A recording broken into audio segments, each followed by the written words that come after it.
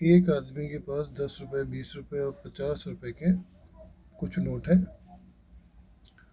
10 के नोटों की संख्या 20 के नोटों की संख्या से 20 अधिक है और 50 रुपये के नोटों की संख्या से 50 अधिक है। किसकी? 10 रुपये के नोटों की संख्या। व्यक्ति के पास कुल कितनी धनराशि है? ज्ञात करने के लिए निम्न में से किस एक विकल्प की आवश्यकता होगी? तो देख लेते हैं। आदमी के पास हम देख लेते हैं, माना जो व्यक्ति है उसके पास 50 रुपये के जो नोट हैं, 50 रुपये के जो नोट हैं वो एक्स है। 50 रुपये नोट 50 रुपये के जो नोट है वो एक्स है। तो 10 रुपये के नोट कितने हो जाएंगे? 50 रुपये के नोटों से 50 अधिक है। 10 रुपये के जो नोट हो जाएंगे वो कितने हो जाएंगे? X plus 50।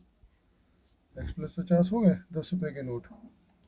तो 20 रुपये के नोट कितने हो जाएंगे? 20 रुपये के जो नोट हैं, 10 रुपये के नोटों की संख्या 20 रुपये के नोटों की संख्या से 20 अधिक है। तो 20 रुपये के जो नोट हो जाएंगे एक्स प्लस 50, ये 10 रुपये के नोटों से 20 घटा दें तो ये पता चल जाएगा हमें 20 रुपये के नोट।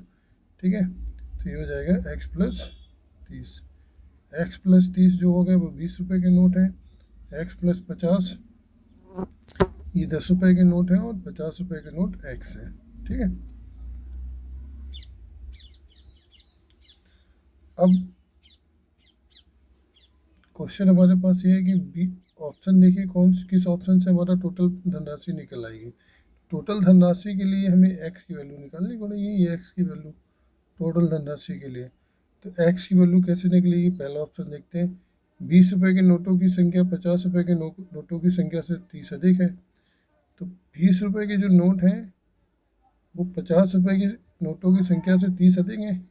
ये तो हमें दे ही दे रहा है, इसमें इंफॉर्मेशन दी हुई है ना। तो पहला वाला ऑप्शन तो हमारा नहीं होगा। दूसरा है 50 के नोटों की संख्या 20 के नोटों से की संख्या से 30 कम है, ये भी हमारा गिवन है। तो 50 रुपये के जो नोट हैं 20 रुपये के नोटों की संख्या से 20 कम है, ये भी हमारा गिवन है, तो इससे भी नहीं निकलेगा। 10 की नोट की संख्या सबसे अधिक है तथा 50 की नोटों की संख्या सबसे कम है, ये भी हमारा गिवन है। 10 की ज़्यादा है, 50 की सबसे कम है, इससे भी नहीं निकलेगा। तो हमारा ऑप्शन चौथा वाला हो जाएगा। सभी तरह के नोट की कुल संख्या 200 है। तो देखो ये वाला 50 रुपये के एक्स हैं प्लस 10 रुपये के कितने हैं? एक्स प्लस 50 है। सभी तरीके के नोट ये 20 के कितने हैं? एक्स प्लस 30 है। तो सभी तरीके के नोटों की संख्या कुल कितनी है? 200। एक्स प्लस एक्स 3x बराबर 50 और 30 80 हो जाएंगे, इधर माइनस हो जाएंगे।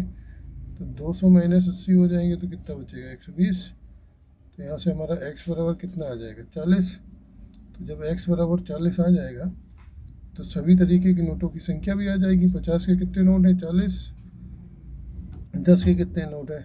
x plus 40, 40 plus 50 90। और 20 रुपये वाले कितने नोट हैं? 40 प्लस 30 70। जब ये 20 रुपये के 70 हो जाएंगे, ठीक है ना, 10 रुपये के 90 हो जाएंगे, 50 रुपये के 40 हो जाएंगे, तो हमारा आंसर निकल आएगा। तो हमारे इस क्वेश्चन का आंसर निकालने के लिए एक और विकल्प की जो आवश्यकता थी, वो चौथा वाला विकल्प है, मीन्स डी ऑप्शन है। आंसर हमारा डी पार्ट।